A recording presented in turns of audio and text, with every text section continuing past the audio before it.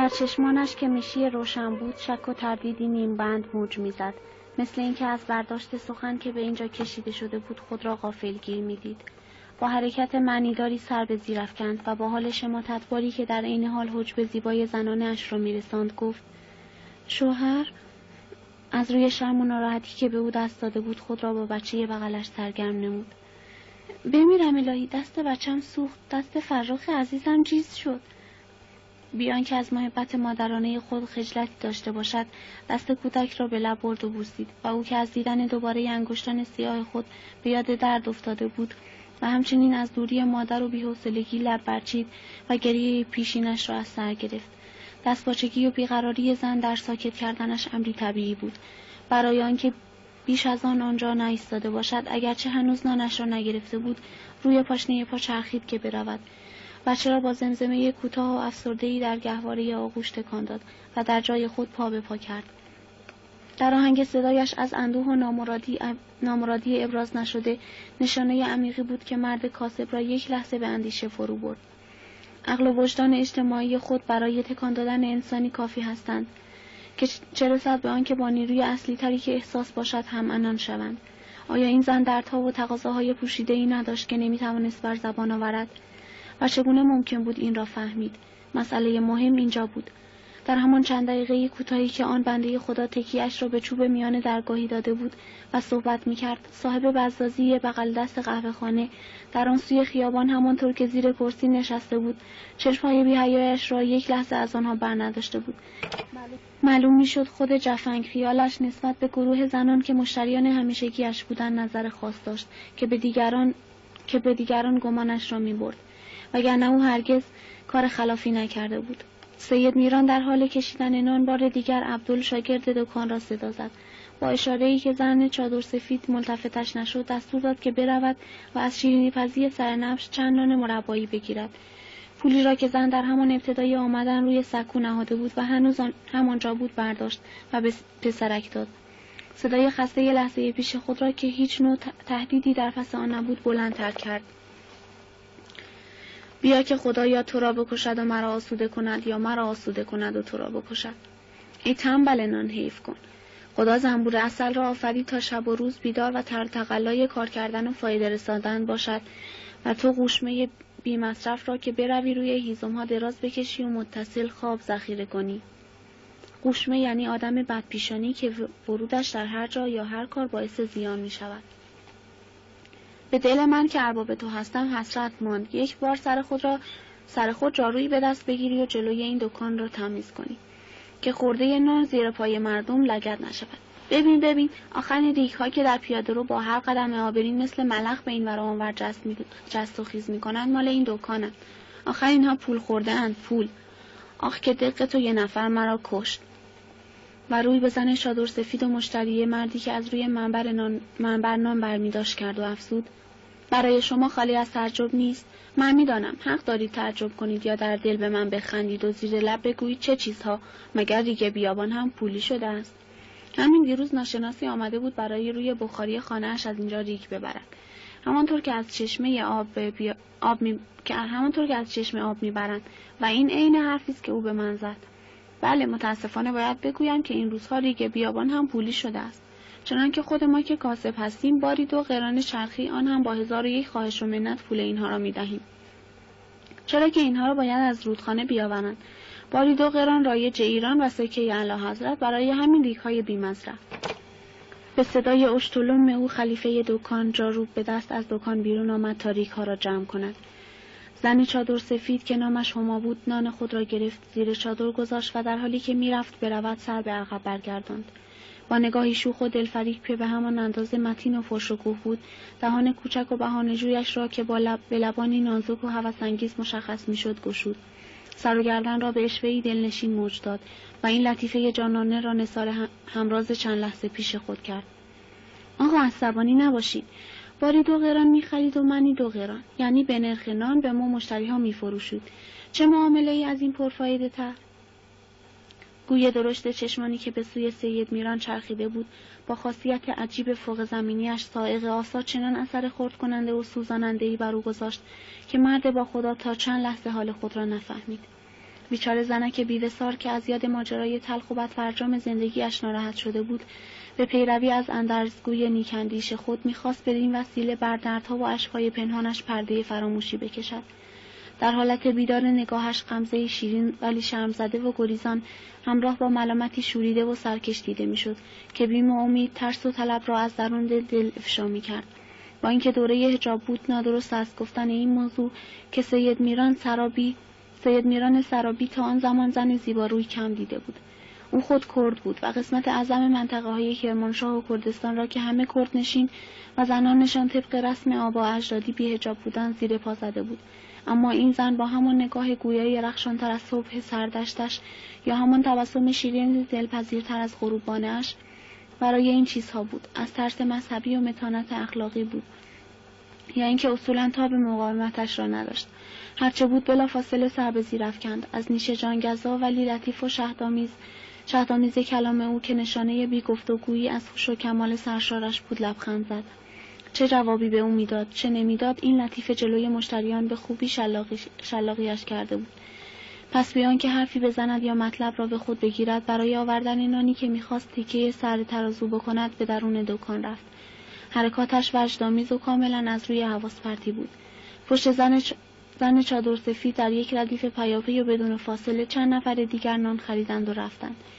یکی از آنها پسرک زردانبو و شاگرد وضعی بود به سن عبدال که کت گشاد و بزرگی به تن داشت. دستها را برای آنکه یخ نزند در آستینها پنهان کرده بود. یقه‌اش را برگردانده بود و با نان زیر بغلش به سرعت دور میشد. سید میران شک کرد که از او پول گرفت یا نه. در لحظه‌ای که نان او را به ترازو می‌گذاشت، هوش و حواسش به کلی پرت بود. حتی نفهمید چقدر به او نان داد. آیا حق ترازو را درست ادا کرده بود؟ برای کاسب مغبون شدن به همان اندازه گناهبار بود که مغبون کردن. پس با عجله به پیاده‌روی خیابان آمد و آن پسر را پیش از ناپدید شدن به برگشتن فراخواند. در چهره پسرک هنگامی که پهلوی او آمد علامت تعجب و سؤال موج می‌زد. سید میران با لحنی که البته ملایم نبود مخاطبش قرار داد. چقدر نان گرفتی؟ بچه رنگش پرید. 1 من. پولش رو دادم آقا، به خدا همون وقت که اونو میکشیدی دادم. خودت از دستم گرفتی و توی دخل انداختی؟ قسم نخور بچه، راستشو بگو. به خدا اگه دروغ بگم 1 اسکناس 5 قرانی کهنه بود. این هم 3 قرانی است که به من پس دادی. چهرهش چنان حالتی به خود گرفته بود که اگر کار طول میکشید به گریه میافتاد. سید میران متحیر ماند به او چه بگوید. در دخل نگاه کرد و بیان که دنبال 5 ریالی گفته شده یه پسر بگردد یا اصلا آن را دیده باشد به طرف او سر تکان داد. در همین موقع عبدال از مأموریت خود بازگشت. پاکت نان شیرینی را که خریده بود و در دست داشت جلوی اربابش روی سکو گذاشت و با لحنی کم و بیش تعرض‌آمیز که اخلاق عادیش بود گفت: مگر نگفتی این را برای آن بچه بخرم که دیگه دستش را سوزاند و گریه راه انداخته بود؟ هرچی کردم مادرش از من نگرفت. گفتم ارباب دستور داد به شما بدهم. گفت. آب بینیش را بالا کشید و عوض آن که جمله را تمام کند از روی یک وظیفه شناسی که گویا تازه به یادش آمده بود منقل گلی را از جلوی دست ارباب برداشت تا ببرد آتشش را تازه کند. سید میران با نگاه ناموافقی صورت و بشن و بار او را برانداز کرد و گفت: پس چرا خاموش شدی؟ لابد گفت اربابت غلط کرد نه؟ بسیار خوب، لایق عزت نبوده است. مفت چنگ تو، ببر بده به شاطر زمان تا میان همه قسمت کند. پاکت را از روی سکو برداشت و در حالی که میاندیشید و نگاهش دورها را جستجو می‌کرد به شاگرد داد. در پیاده‌روی مقابل که هنوز آفتاب بود، در میان ازدحام خاموش و بی‌رونق مردمی که قوس‌های پشت خود را به این ور و آنور می‌کشاندند، به زودی شنل قرمز بچه به چشمش خورد. زن انگشت خود را به دست او داده بود که با قدم‌های کوچک همراهش تاتی می‌کرد. برای آنکه خسته اش نکند گاهی می‌ایستاد، خم می‌شد و با او حرف می‌زد و دوباره به آهستگی آغاز رفتن می‌کرد. کسانی که از کنارش می‌گذشتند از اینکه بایستند یا سر برگردانند و به دقت براندازش کنند ابایی نداشتند. سید میران با آنکه صحنه این منظره را از پشت دوربین بعد مسافت می‌دید و از دلیل نگاه‌ها به درستی آگاهی نداشت، بر بیچارگی و پوچی کار همشهریان خود بیش از بیش تأسف خورد.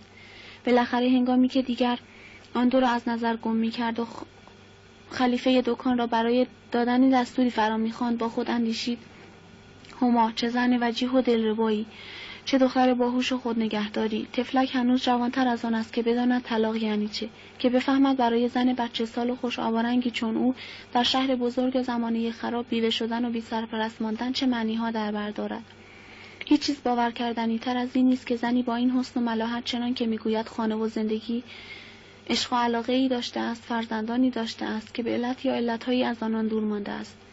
سرش به بالین شوهری بوده است که خوب یا بد، سازگار یا ناسازگار، در هر حال و به هر صورت نتوانسته یا قابلیتش را نداشته که همسری چنین زیبا را نگاهداری کند.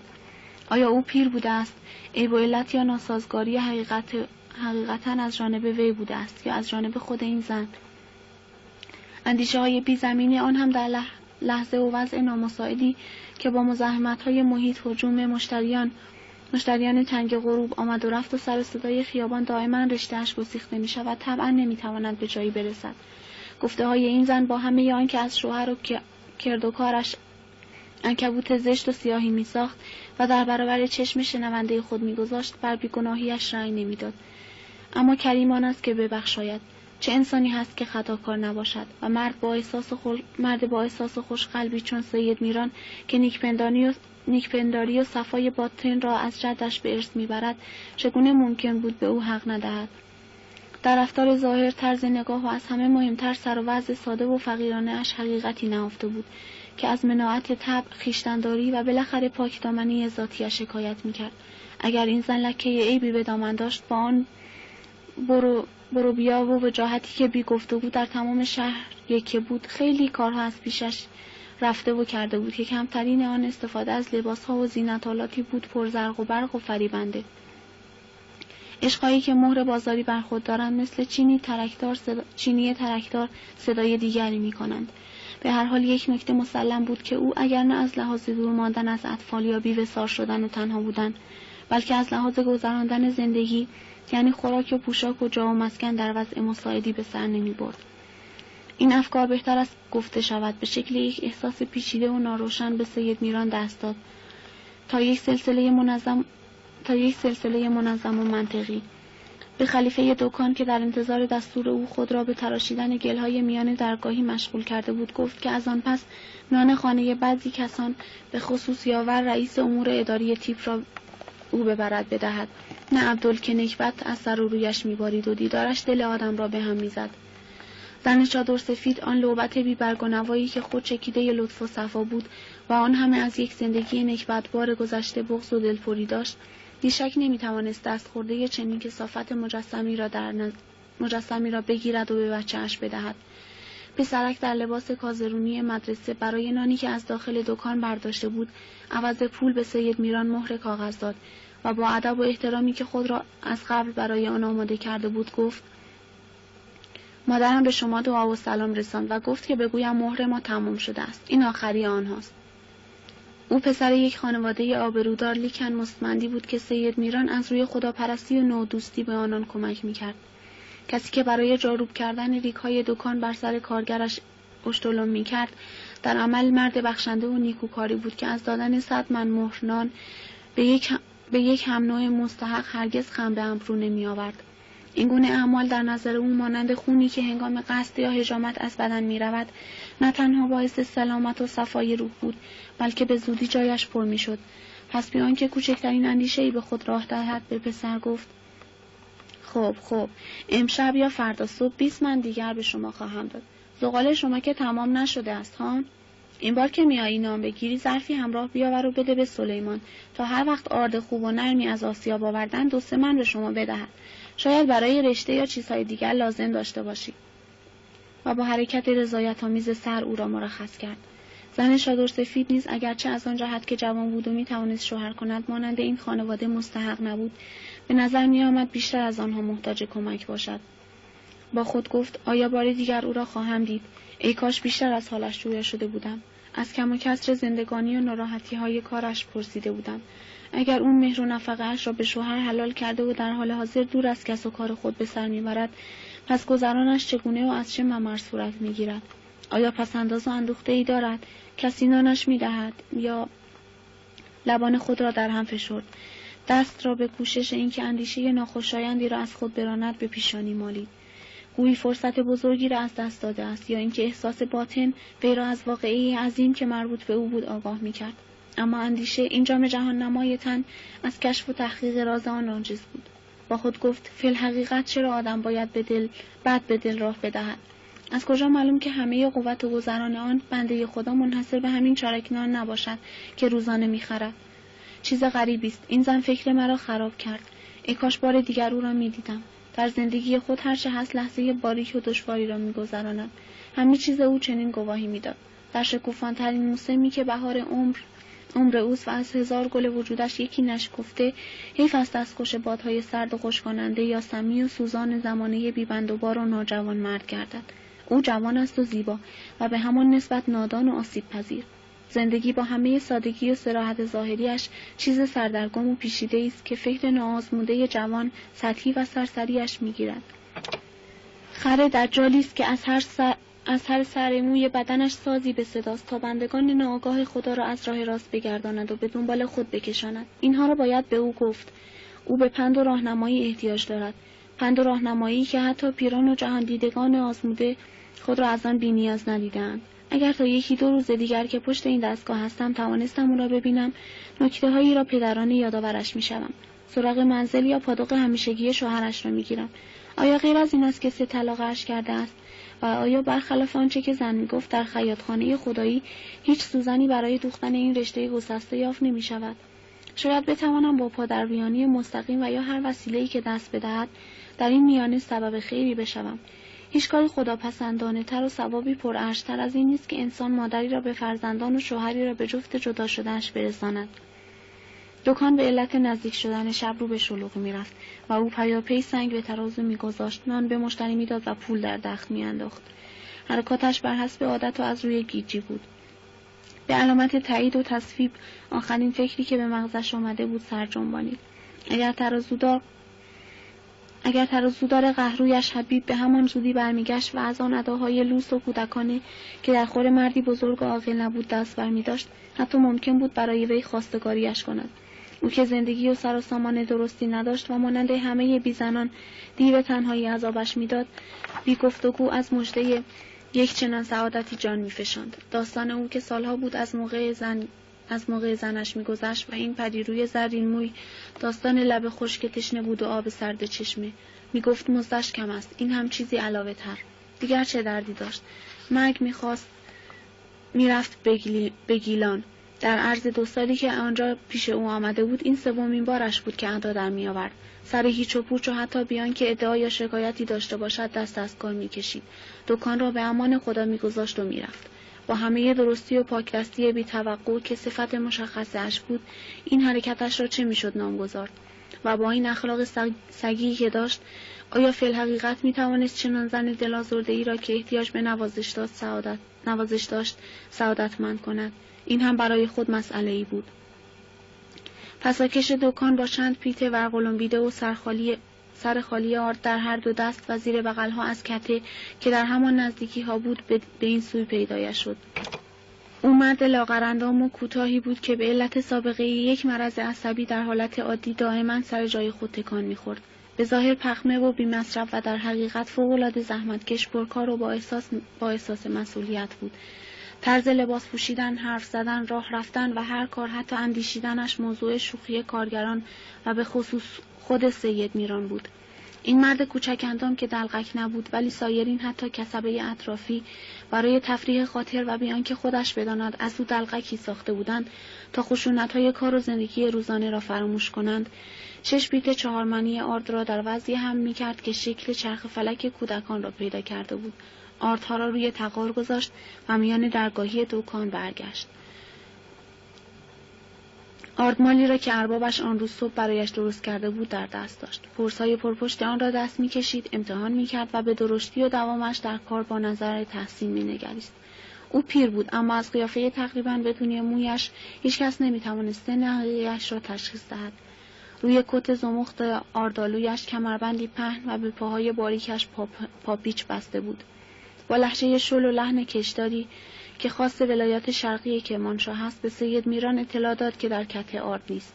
از شنیدن این خبر ارباب ناگهان دست از کشیدن نان برداشت و با تعجب رو به او کرد. چه میگویی سلیمان؟ چطور آرد نیست؟ مگر شگرد ششباری صبح هنوز از آسیاب برنگشته است؟ به این حساب پر دور نیست امشب بی آرد بمانیم. این مردک ناجنس باز میخواهد به سر ما بازی درآورد، باز میخواهد بنای ناسازگاری و بدقلقیش را بگذارد. بگو ببینم دست نقد در کته چند خمیر موجود داری؟ آیا آنقدر هست که پخت فردا صبح را بس باشد؟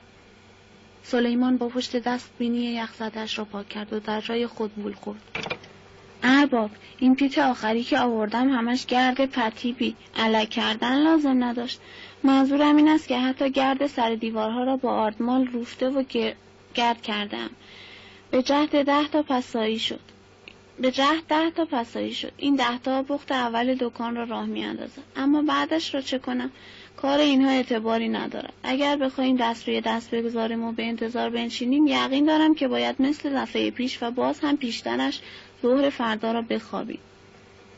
ارباب گفت به علاوه آنکه اصل کاری تر است سلیمان نان قشن.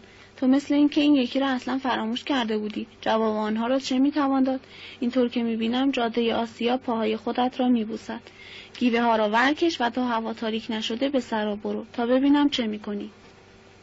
سلیمان در حالی که کمربند خود را راست میکرد زیر لب غر زد و به آسیابان دشنام داد. در این شب زمستان و سرمایی که سنگ میترکد آخرش راه آسیاب رو جلوی پای من گذاشتن. انشالله روی سر صاحبش خراب بشه. اما من شدید میترسم این همه راه را گز کنم، سرما را بخورم و دست از پا درازتر برگردم. سید میران به کارگرش دلقرصی داد. نه، بگو به امید خدا و نترس. هرچه خرد شده بود برمیداری میآوری. از آسیاب‌های دیگر سراب هم که شده است 1-2 بار قرض میکنی و دست خالی بر نمیگردی. من امشب از تو آرد میخواهم، همچنان که ملا احمد اردبیلی از خدا آب خواست. برگرد، قصه اش را برایت خواهم گفت. این قصه را درباره برخی روحانیان بزرگ گفتند که برای گرفتن وضو دلو به چاه انداختند و عوض آب جواهر بالا آمده است. ملا احمد اردبیلی بار سوم که دلوش از چاه جواهر بالا آورد آن را به چاه برگرداند و گفت خدایا احمد از تو آب می‌خواهد. سلیمان از روی زمین پای منبر 1 تکه نان نیمه سوخته برداشت، فوت کرد و به دهان گذاشت. ارباب، همه تعجب من میدانی از چیست؟ از این است که تو خود از شکر خدا همه کاره صنف و رئیس کل هستی. آسیابان میدهی و آسیابان میگیری. حکمت مثل شاه رایج است و اینطور سر بی کلاه میگردی. پس این که میگویند قسمت کن یا مغبون است یا ملعون دروغ نیست. سید میران به گفته او خنده‌اش گرفت. اما ارباب تو هم مغبون است هم ملعون. ریاست صنفی اجالتا غیر از این برای ما چیزی نیست. اگر رفتنی هستی زودتر تا شب نشده خودت را برسان. بلکه کاری کردی. روزه هم که نیستی مثل من زانوهایت از گرسنگی بلرزد. ها بابام، بی خود نیست که کارگرها لقب مهتر نسیمی به تو دادند. ببینم شیر برمیگردی یا روباه. ماه رمضان است. 2 بار هم که بیاوری برای پخت اول روز ما کافی است. این 10 تا پسایی هم بماند برای قشن. پس به همین پا رفتی که بروی. خیلی خوب، در کته را میگویم عبدال ببندد. ببین، گوش کن. مرد کارگر که رفته بود برود برگشت و سید میران افسود. اگر دیدی که آسیاب عیبی پیدا کرده و خوابیده است یا مشغول درست کردنش هستند، همونجا میمونم تا راهش بیندازن. شبی را هم پای تنور گذراندن پر بی لطف نیست. آفرین بر تو و بر آن شیری که تو را خورد. خودت درست را روان هستی. شاید پیش از سحر آرد را برسانی. ها بابام، به امان خدا. من تا تو را دارم غمی ندارم. از پشت سر در مقابل چند مشتری و خلیفه دکان به ریخت و رفتار او خندید و گفت این هم برای خود عالمی دارد. با اینکه سنش از 60 می‌گذرد آدم با جوان 30 ساله اشتباهش می‌کند. تا به حال کسی ندیده که لخت بشود. همه عقیده دارند که خواجه است، ولی من یقین دارم که با اینکه پیر است از مردی چیزی کم ندارد. هان خلیفه حمزه، بالاخره تو نتوانستی این راز را کشف کنی و به ما بگویی. چیز غریبی است. از کارگرهای این دکان به جز شاطر زمان همه بیزن هستند. حمزه که می‌خواست طبق دستور نان خانه یاور را خودش ببرد به ارباب گفت از آن سر که برمیگردم مگر می‌فرمایی سری به در خانه حبیب بزنم. آنطور که خبرش را دارم هنوز کسی به سراغش نرفته است. بعد از 3 روز پای کرسی بی‌آتش خوابیدن و از گرسنگی دستها را در شکم فشردن، باید اینقدر عقل در کله‌اش باشد که سر کارش برگردد. نوروز خپل هم بیکار است. روی سکوی قهوه‌خانه نشسته، زیر بغل‌هایش را نگاه می‌کند. لب تر بکنی معلق زنان اینجا حاضر شده است. من فکر می‌کنم که او آدم بدی نباشد. ارباب گفت: نوروز هم ولایتی شاطر را می‌گویی؟ خود کاکا زمانم دیروز به من گفت آدم بدی نیست، اما شنیدم دستش در قمار است، مشروب هم می‌خورد و شاید به همین علت باشد که اغلب بیکار می‌گردد. این 1-2 روز را هم هر طور هست خودم پشت ترازو می‌ایستم، شاید حبیب آمد. گمان نمی‌کنم او کسی باشد که مرا به دیگری بفروشد، مگر اینکه برود کار دیگری غیر از ترازوداری جستجو کند. هان به تو نگفتم؟ این است، پیدایش شد. ارباب و کارگر از تعجب نتوانستند خودداری کنند. حرف در دهان سید میران بود که هیکل دراز و خشکیده ترازودار مثل سایه خزنده‌ای از کنار جرز دکان پدیدار شد. با اخمی که در چهره داشت از روی بی‌اعتنایی سلام کرد. سید میران بی اختیار از پشت ترازو به کنار آمد، قدمی به استقبالش شتافت و با نوعی شادی باطنی و سبکحالی گفت: والا که در حلال زاده بودنش کسی شک نکرده است حبیب. همین حالا حرف تو در میان بود. میخواستم حمزه را دنبالت بفرستم. انشالله که در این چند روز استراحت خستگی ها را به کلی در کرده ای. خب حمزه، تو برو پی کارت. حالا که حبیب سر کارش آمد، امشب میتوانم یاور را ببینم. با او کار دارم. آنجا که میروی ببین چه موقع در خانه هست تا خدمتش برسم. یا اینکه نه، کار تو نیست. امشب هر جوری شده او را خواهم دید. حبیب از روی ناراحتی که زاییده پشیمانی درونی و شرمش بود، لبه کلاهش را بالا زد. از زیر کت دستش را به پرقدش گرفت و بیان که در چشم اربابش بنگرد به رسم اعتراض گفت: آمده بودم کاکا زمان را ببینم. با او کار دارم. سید میران از سر شانه‌اش به او نگاه کرد. اگر از او پول طلب داری گفتم به تو ندهد. بس است. بیشتر از این ما را چوبکاری نفرمایید که هیچ حوصله‌اش را ندارم. تا دکان را گذاشته ای و رفته ای کارهایم پاک در هم ریخته و معوق مانده است. آیا میخوایی از تو ادعای خسارت بکنم؟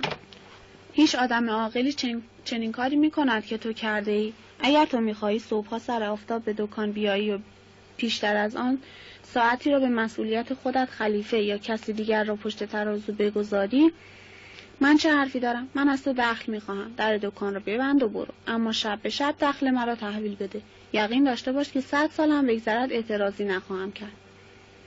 سکوت زودار و اخمالود حبیب هیچ نوع اثری از سازش نشان نمیداد. با این وصف سید میران که کاملا به روحیات ترازودار خود آشنایی داشت، با گشاده طبعی آمیخته به بی‌حوصلگی آستین او را گرفت و پشت سکو کشانید. بیا که نه تو به از من کسی پیدا میکنی و نه من به از تو. این روزها گرفتاری هایی در پیش دارم که اگر به توفیق خدا از سرم برطرف شد تو را هم ناراضی نخواهم گذارد. نمیخواهم با وعد و وعید تو خالی سرت را شیره بمالم. به تو قول میدهم اگر تو حبیب بی وفا هستی و مرا درست در آنجایی که لازمت دارم مثل سگ شکاری قهرو میگذاری و میروی، من بی وفا نیستم. من برای تو خیالها دارم. چطور ممکن است بگذارم به این مفتی از شنگم بگریزی؟ وقتی که طوق را به گردنت انداختم و مسئولیت زندگی را فهمیدی، بعضی عادات فعلیت را ترک خواهی کرد. اما این را هم بگویم طوقی که من به گردنت میاندازم طوق رحمت خواهد، نه لعنت. ده حالا از من ناراضی باش. باز تا میگویند آرد را خودت تحویل بگیر و به این و آن یا حرف تنهای بارکش‌ها اعتماد نکن، اخمایت را در هم بکش. خر آسیابان را 2 ساعت زیر بارلنگ بکن تا آنها هم آرد را قاپان نکرده و خالی بکنند و بروند. سید میران سر شانه پالتوی خود را که به دیوار گرفته و گچی شده بود تکاند و چون دید حبیب چیزی نگفت و به میل یا به اکراه اولین مشتری خود را راه انداخت، پولهای دخل را بیرون آورد، آنچه که اسکناس بود دسته کرد، با حوصله شمرد و در جیب گذاشت. آنچه که خرد بود تحویل ترازودار داد. سری به داخل دکان زد و برگشت. با اینکه موضوع دیر کردن آسیابان و بی‌آرد بودن کته خلقش را تنگ کرده بود، برگشتن حبیب باری از روی دوشش برداشته بود. دیگر ماندنش در آنجا مورد نداشت. بعد از چندین ساعت متوالی در یک نقطه ایستادن و زبان روزه، آنقدر که خسته بود گرسنه و تشنه نبود. هوس کشنده یک پوک سیگار کلافه‌اش می‌کرد. هنگامی که به قصد خانه دکان را ترک می‌کرد، زیر چشمی نگاه دوستانه‌ای به ترازودار انداخت. چهره‌اش بازتر شده بود. این مرد 40 و چند ساله که از نهایت تندخویی و حساسیت مثل پیری 60 ساله موهای سرش پاک سفید شده بود، با کارگران بیش از اندازه گوش تلخی می‌کرد. از آن کسانی بود که از لحاظ اخلاق ظاهری و سلوک حتی با خود نمی‌ساخت. خودرأی و کله خشک و بدتر از آن کینه‌ای و نجوش بود. عصبانیت بیجای او که غالباً بر سر موضوعات کوچک گریبانگیرش میشد و اسباب ناراحتی همه را فراهم می‌کرد، چنان بود که روی سایر اخلاق نیکش پرده زخمی می‌کشید. در حالت عادی آدمی کم حرف و بی‌آزاری بود که دلش نمی‌خواست در کار کسی دخالت نماید. مرد راستگو و بالاتر از آن راستکرداری بود که حساب